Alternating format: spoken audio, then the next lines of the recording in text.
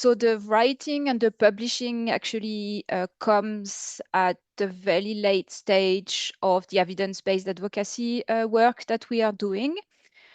And I guess you are all familiar why evidence-based advocacy is important.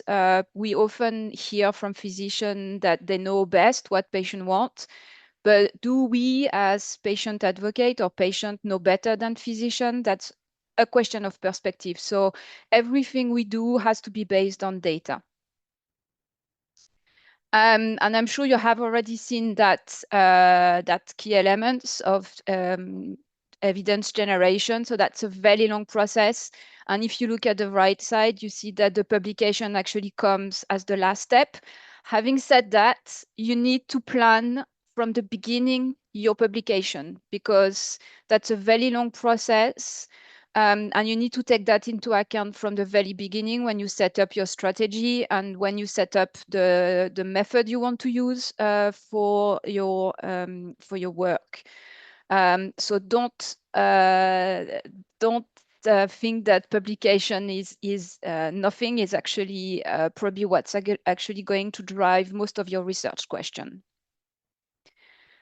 So you need to have a proper strategy and project planning. Everything takes a huge amount of time.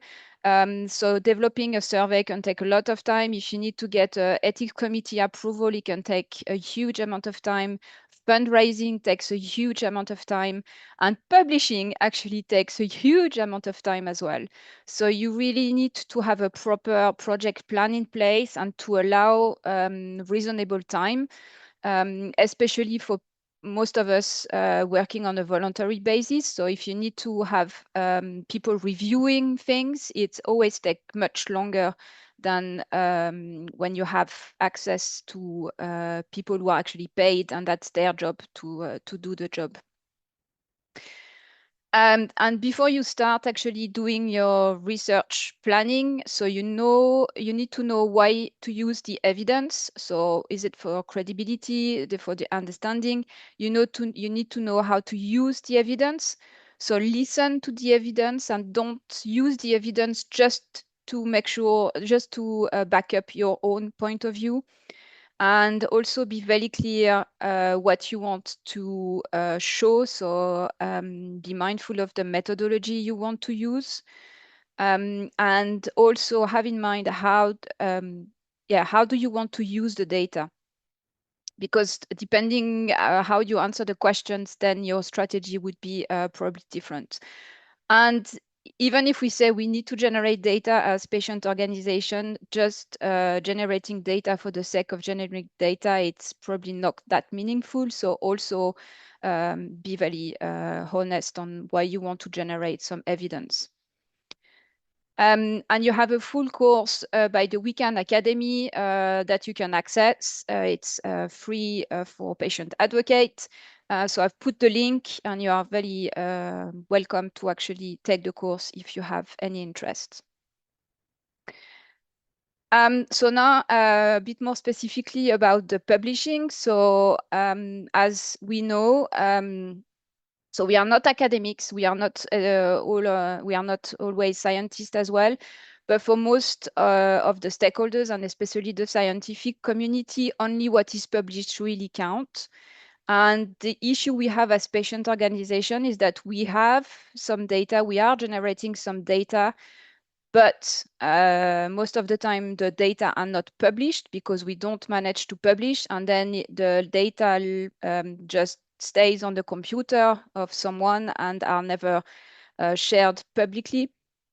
But we do have one of our advantages, obviously, to bridge the gap between the science and the lived experience of patients.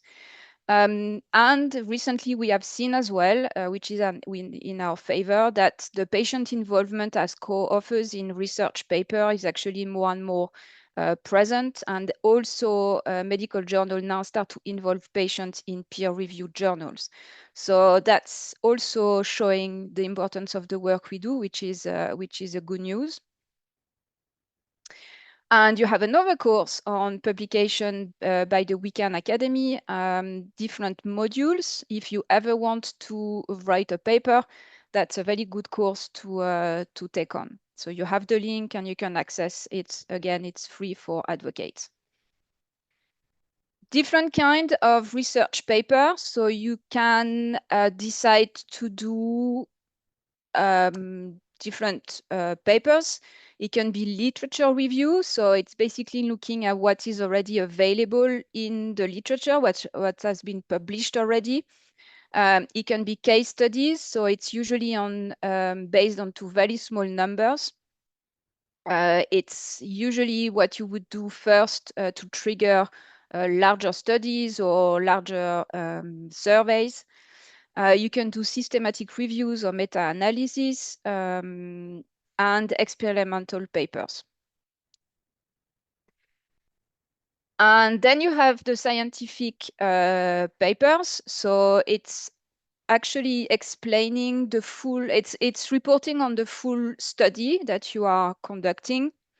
And you can find those papers in different in journals, scientific journals, but you have different journals. So you have the peer-reviewed journals, which means that the manuscripts are reviewed by physicians or scientists, and they are experts, that we would say.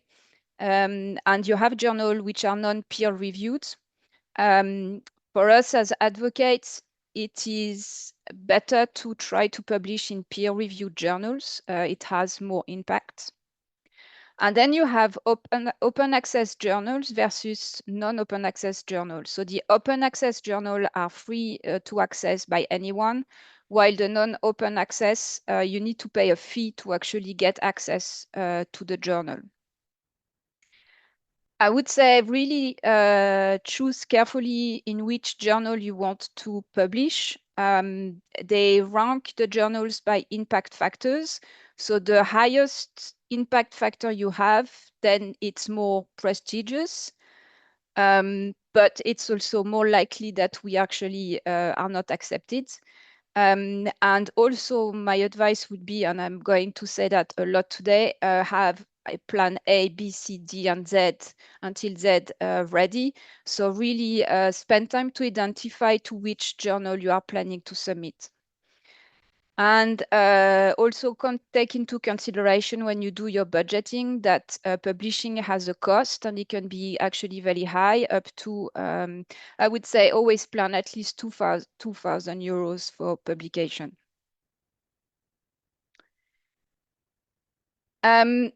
These scientific papers, so there's a kind of format you need to follow, and that is title and the authors. So who has done the study, and the order of the authors also is important. So the first authors and the last authors are usually the most important people to take into consideration. You will need to provide an abstract introduction, which explains the background of the study and why you are conducting the study. How did you run the study? So what did you do? What was your research methodology? And then the result. So then in the result, you would need to present figures and tables. So you need to really present your data. And then you do a discussion and a conclusion. What does it mean according to the authors, and potential recommendation or implication for the future? And always have a list of references, because you need obviously to cite also some other papers to back up some of your statements in the publication. And then most of the paper would also have appendixes where you would put where you put all the details that you cannot really put in the main paper. There's another type of scientific communication, which are the abstracts. So there are short summaries, and this mainly what you would submit to conferences. So in hematology, we have conferences in Europe and in the US. And the issue I face every time I'm trying to submit an abstract is to try to understand what is the best category. For example, when I submit an abstract on quality of life, if I go to the American Hematology Society, they don't have a category in quality of life. So I need to go around all the category and do I submit on the myeloid side, on the lymphoid side, where is the best interest? So you need to be a bit of brainstorming on, what's the best category for your abstract. And when it's reviewed by the conference, then you can be selected either for publication only, for poster presentation, or for an oral presentation.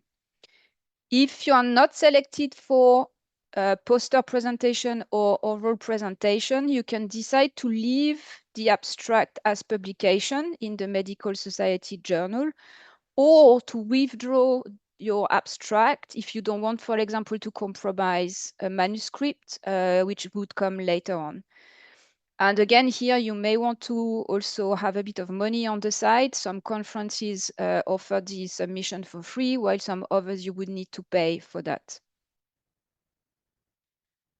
Yeah, and that's okay. So as I said, your abstract can be for publication only, which means they are not selected for poster or oral presentation, and then they are published as kind of dry paper, like you see on the screen, directly in the Medical Society journal, which most of them you can find online.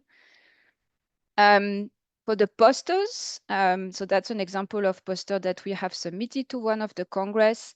It's more of a visual summary, so you can be very creative on the format you want to use. We always try to have that red column in the middle where we put the main findings, so it's kind of catchy, and if people don't read the poster in itself, they always at least read the recommendation or the main findings. And usually also we make it less jargon heavy, so they are more digestible. So they are a good alternative as well on how to present your data. And the typical structure of those is the background of the study, the methodology, results, and conclusions. So have a catchy title, focus on the major findings, and put the key findings on the take-home message as bold. That would be my recommendation. And if you are lucky enough to be selected as oral presentation, so then you end up being on stage with people looking at you, and you need to be very convinced of what you say. That's very scary. So then that's the presentation. There's more information than on the poster, but it still follows the abstract structure. And for your presentation, you can use color or image. You can add graphics, and also put some key findings, same as for the posters.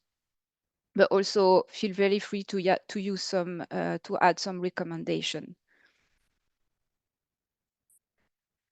So for us, publishing has been a learning curve. That's the first experience we had was probably one of the most painful experience I had. We expected it would be step 1, 2, 3, 4. It ended up being a real nightmare. We started in 2017, to actually publish the manuscript in 2023. So a few years has passed in between. And our project was about quality of life in acute leukemia, which was actually the first study looking at the quality of life in acute leukemia patients. We did use patient-reported outcome measure to also collect that in our study design.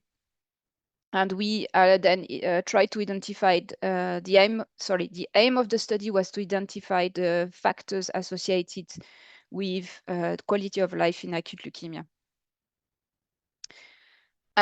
So we did, after we ran the study, we did publish we did submit some abstract to conferences. We got a poster at one of the conference. We did a presentation at another conference, and as I said, it took us a few years to actually publish the manuscript. Why so long? So the first thing for us was when we started the project, we worked with a very small UK company, And we had a very good relationship with that company, but unfortunately they got acquired by IGVIA. And we went from being one of the an important client to the last of their priority at IGVIA. And the quality was absolutely rubbish. Sorry for my language. I spent hours trying to save as much as I could from the work. Everything they did was delayed. They did not understand at all the work that we were doing. We ended up having very inexperienced project managers. And of course, they were asking for more money, which we didn't have. And the second thing, we totally messed up with our target journals. We went for very ambitious journals and we didn't think at all. So we submitted the manuscript to three very high impact factors journals. We got rejected. And then what we did is to go to Springer Nature and ask for recommendation as to where we could submit again. And we finally submitted to a journal and then finally got accepted. A second experience, a bit less painful. The third experience, definitely more straightforward. So my advice would be really spend the time to select the people you work with or your medical writers. We are not going to work ever with IGVIA, which is a very big commercial entity. We are now really working with institutes, non-profit institutes. So we do work with the Picker Institute in the UK, as well as the Office of the Health Economics, also based in the UK. And we also try to work with independent medical writers. We have identified people in Italy who are very good and they are super easy to work with. My other recommendation would be also make sure you have access to statisticians, unless you are a statistician and understand things about statistics, which is absolutely not my case. So better to have people who know what they are doing. And also make sure that you are owning your data, make sure that you are owning your database, because then you don't want to end up not having access to your data. Plan sufficient time as money, as I mentioned before. So fundraising takes a lot of time. To get a publication is costly because you have the publishing fee, the medical writer, the support from an agency, and always have more money than what you think you need, because in case you need to resubmit your manuscript, it's a very lengthy process. The review of the manuscripts also take a lot of time. And then you also have other publishing requirements like the conflict of interest declaration, which can be a total nightmare and take hours. So also pay attention to that and really don't estimate the time, especially if you are working as volunteers in a patient organization and you need to go through this because you are listed as an author. As I said before, have a plan A, B, C, D until Z. My advice would be try to publish abstracts at conferences because that's an easy thing to do. But be careful what you put in your abstract in order not to compromise your manuscript afterwards. So what we did, and which has actually worked quite well, when we submit abstracts to conferences, we always put facts and numbers. So we take key themes, for example, from our survey, and then we give access to the result, while we keep the analysis, for example, with the patient-reported outcome analysis for the manuscript. So then you have different kinds of communication, even though it's the same study, but you have two different kinds of publication. Identify your target journal. As I said, I would say at least 3 or 4. Look at the index factor, look at the reviewers. You may also have friends or people you know who are actually reviewers in those journals.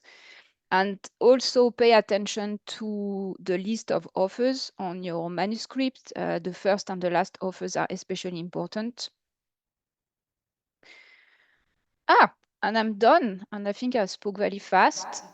So I'm happy to take your question. Thanks for listening to me.